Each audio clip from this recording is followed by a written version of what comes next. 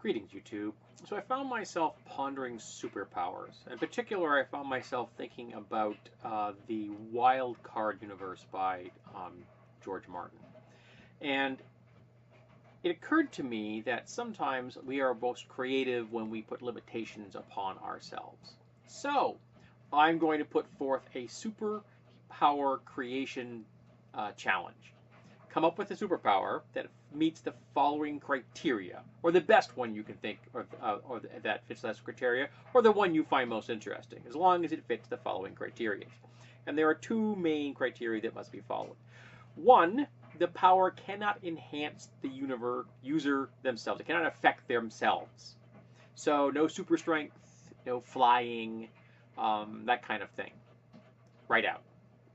It cannot, second criteria, it cannot directly affect another organic being. So you can't pick a person up and throw them around. You can't read their minds. You can't blow them up from the inside. Now, this doesn't mean purely passive powers.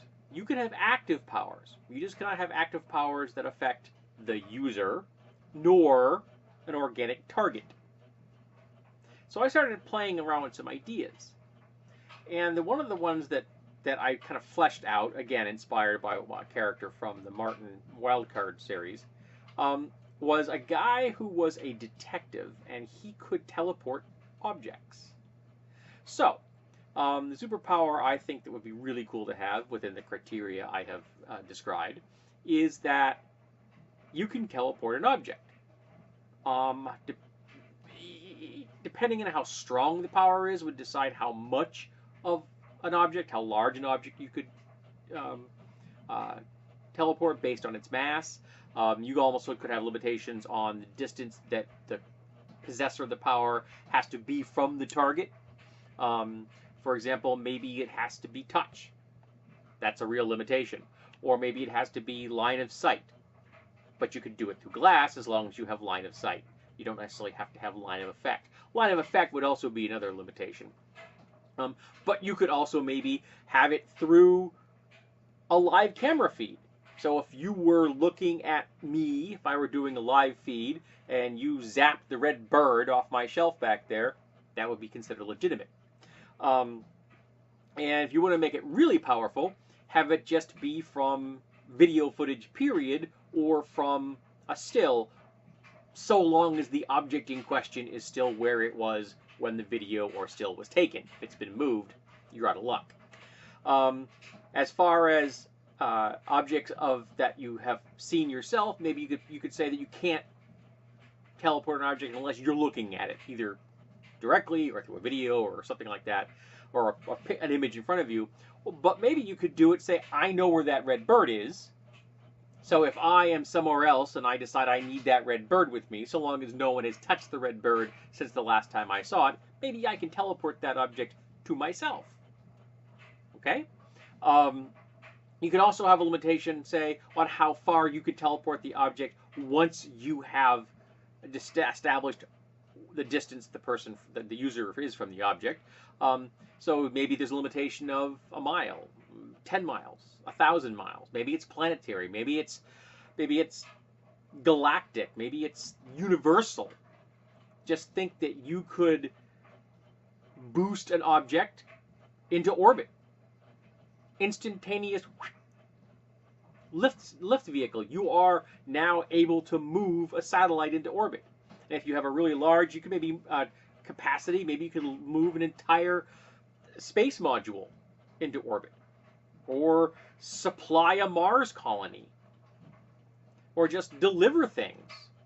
Of course, you could also become a consummate thief, a really good thief. Now, certain things you might be able to do if the power was broad enough. So say maybe you can't teleport a cat, but maybe you could teleport a cat carrier with a cat in the cat carrier. The cat gets moved along with the cat carrier itself. You also might be able to finesse it. For example, this is a test kit for my diabetes. What if you could teleport the container, but not the contents? So the container goes whoop, because you can see that, even though you can't see the contents inside, and the contents fall to the floor.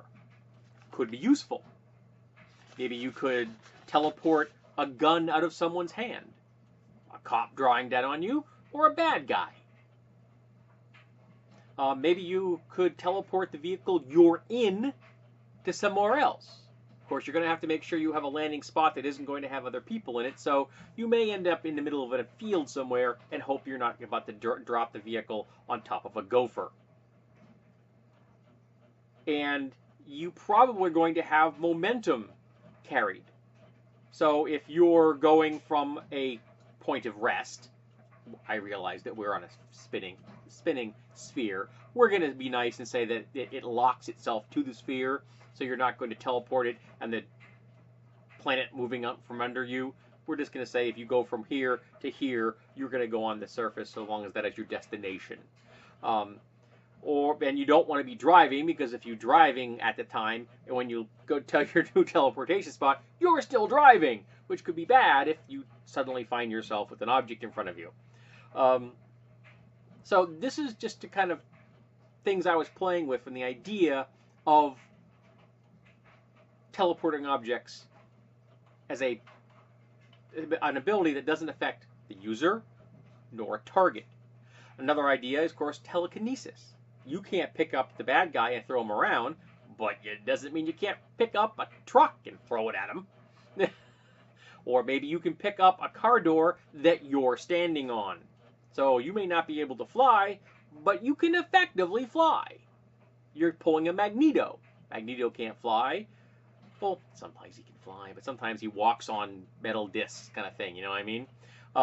So again, you're playing with the power and trying to take advantage of it as best you can. And that's one of the things I love about a certain level of restraint, because it makes you think of in creative ways and move in directions that you may not find obvious if you have a plethora of powers, or there is no limitations on your power. Because sometimes that makes you lazy.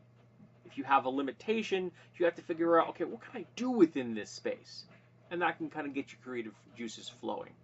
So again, this is just an exercise in creativity and coming up with variables and options for a single power. So again, the power can't affect the person who has it directly, and the power cannot affect an organic target directly. So you can't read the mind of someone, but for example, you might be able to tell where a person is anytime you want to. Someone hands you a picture and you go, here's a picture right here. Here's a picture of my wife. So I could look at this picture and go, she is bingo, and I could give you coordinates. That could be very useful if you're a bounty hunter or work for the government. Very handy thing. You could be very good at finding terrorists and unwanted criminals, and you could be making a lucrative business collecting bounties. That kind of thing. Again, it's not directly, because you're not having any effect on the person. You just suddenly know where their location is.